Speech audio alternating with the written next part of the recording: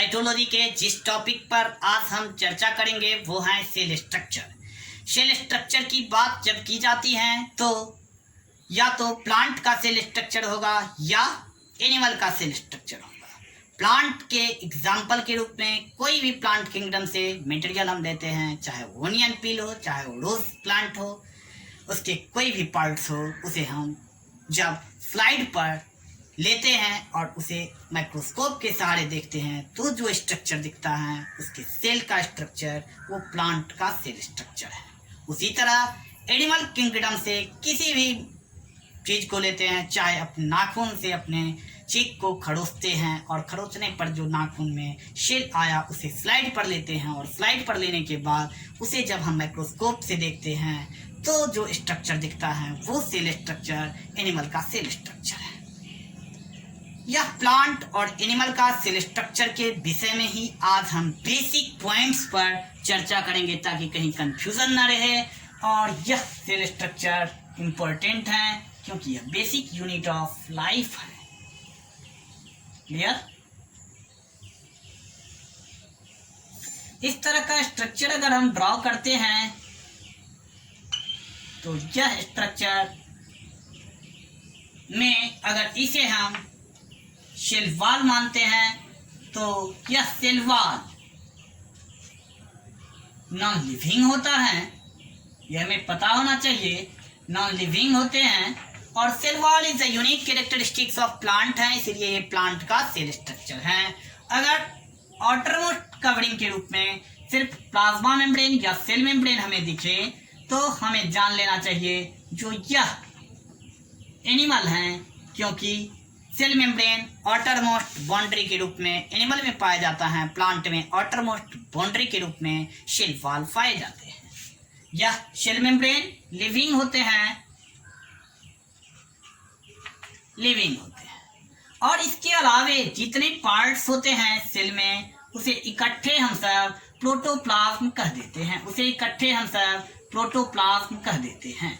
यह प्रोटोप्लाज्म भी लिविंग होते हैं, इसके विषय में बढ़िया से हम सब बात अभी करते हैं। क्लियर? और इसके ठीक बीच में जो ये पार्ट हैं वो पार्ट क्या कहलाता है? वो पार्ट कहलाता है न्यूक्लियस। इसका दूसरा नाम क्या है? ये सेंटर में है ना, इसीलिए central part of the cell.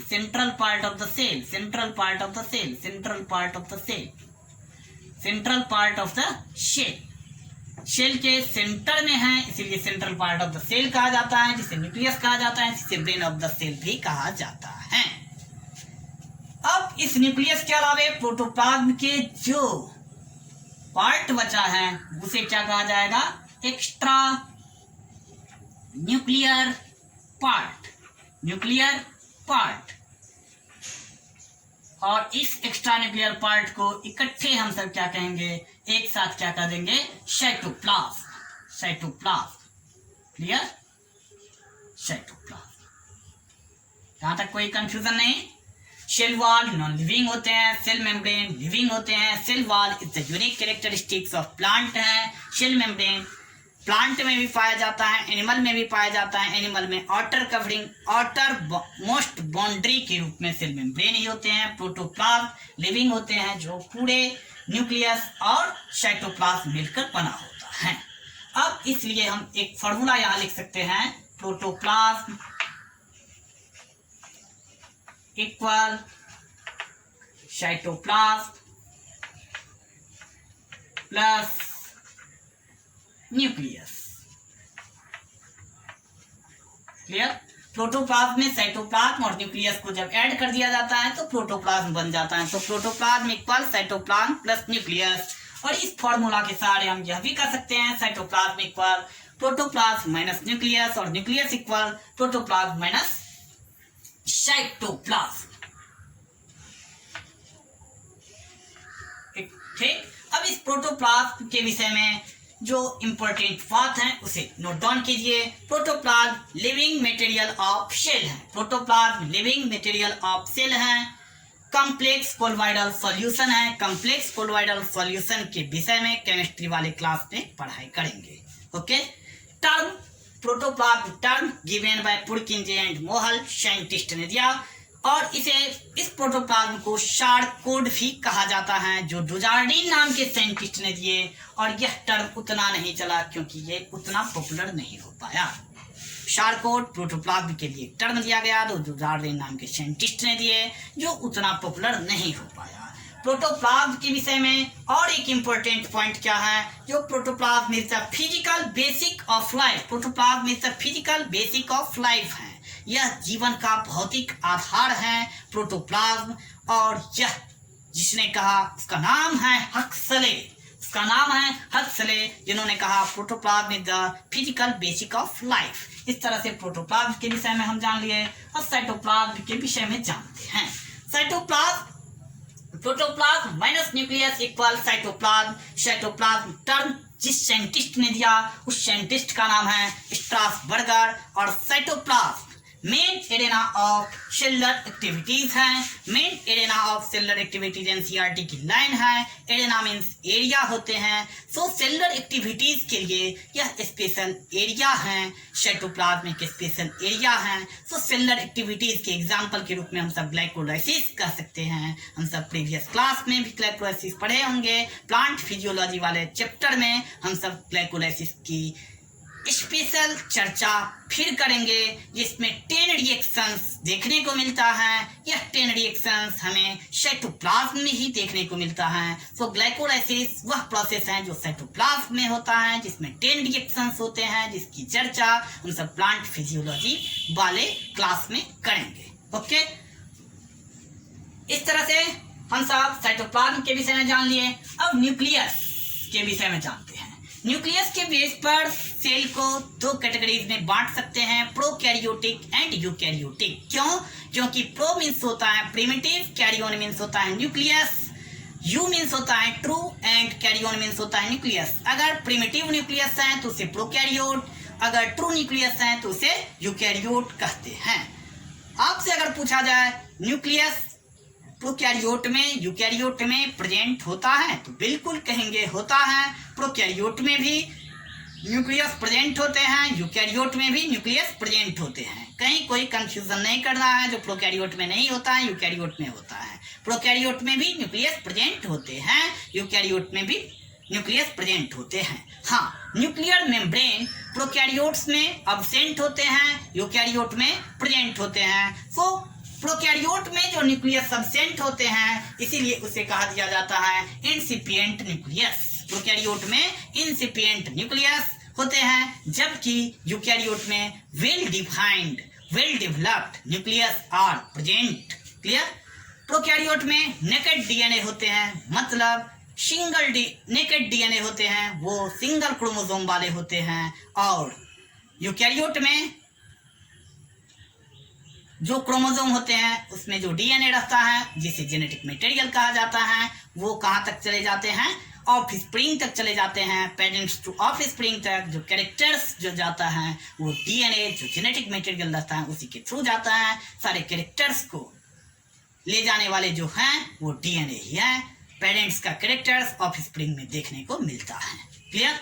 इस तरह से हम सब प्रोटोप्लाज्म, साइटोप्लाज्म और न्यूक्लियस के बारे में जाने। अब बात करते हैं जो साइटोप्लाज्म में जितने भी सेल ऑर्गेनेल होते हैं, cell organelles are embedded in cytoplasm. Cell organelles are embedded in cytoplasm. Cell organelles धंसा होता है कहाँ पर? साइटोप्लाज्म में। जितने भी सेल ऑर्गेनेल्स होते हैं वे धंसा होता है कहाँ पर? साइटोप्लाज्म में। चाहे वो माइटोकॉन्ड्रिया हो, चाहे वो प्लास्टिड हो, वो धंसा रहता है कहाँ पर? साइटोप्लाज्म में। क्लियर? और 3 ही ऐसे सेल ऑर्गेनेल होते हैं जो डबल मेम्ब्रेन वाले होते हैं, mitochondria, plastid and nucleus. Mitochondria, plastid and nucleus ही 3 ही ऐसे सेल ऑर्गेनेल होते हैं जो डबल मेम्ब्रेन वाले होते हैं। तो जितने भी सेल ऑर्गेनेल होते हैं वो सेल ऑर्गेनेल मेम्ब्रेन के बेस पर जब कैटेगराइज किया जाता है, तो ध्यान रखना है ये, जो या तो वो बिना मेम्ब्रेन वाले होंगे, मेम्ब्रेन लेस होंगे, विदाउट मेम्ब्रेन होंगे, या सिंगल मेम्ब्रेन वाले होंगे, या डबल मेम्ब्रेन वाले होंगे। तो डबल मेम्ब्रेन वाले सेल ऑर्गेनेल में ये nucleus, mitochondria and plastid, mitochondria, plastid and nucleus, ये तीन डबल मेम्ब्रेन वाले होते हैं। आप नोट कर लें, mitochondria, plastid and nucleus double membrane वाले ही होते हैं। क्लियर? इस तरह से अगर बात करें गोल्गी कॉम्प्लेक्स की, गोल्गी कॉम्प्लेक्स की, गोल्गी बॉडी की, तो ये सिंगल वाले होते हैं। अगर बात करें वैक्यूल्स की तो ये सिंगल मेम्ब्रेन वाले होते हैं। अगर बात करें एंडोप्लाज्मिक रेटिकुलम की तो ये सिंगल मेम्ब्रेन वाले होते हैं। तो कौन बिना मेम्ब्रेन वाले होते हैं? तो राइबोसोम बिना मेम्ब्रेन वाले होते हैं, राइबोसोम बिना मेम्ब्रेन वाले होते हैं, सेंट्रियोल बिना मेम्ब्रेन वाले होते हैं, सेंट्रियोल एंड राइबोसोम बिना मेम्ब्रेन वाले होते हैं, एंडोप्लाज्मिक रेटिकुलम सिंगल मेम्ब्रेन वाले, वैक्यूल सिंगल मेम्ब्रेन वाले, गोल्गी कॉम्प्लेक्स सिंगल मेम्ब्रेन वाले, बाकी जितने होते हैं वो सिंगल मेम्ब्रेन वाले होते हैं। ये centriole and ribosome without membrane वाले होते हैं, mitochondria, plastid and nucleus double membrane वाले होते हैं। क्लियर?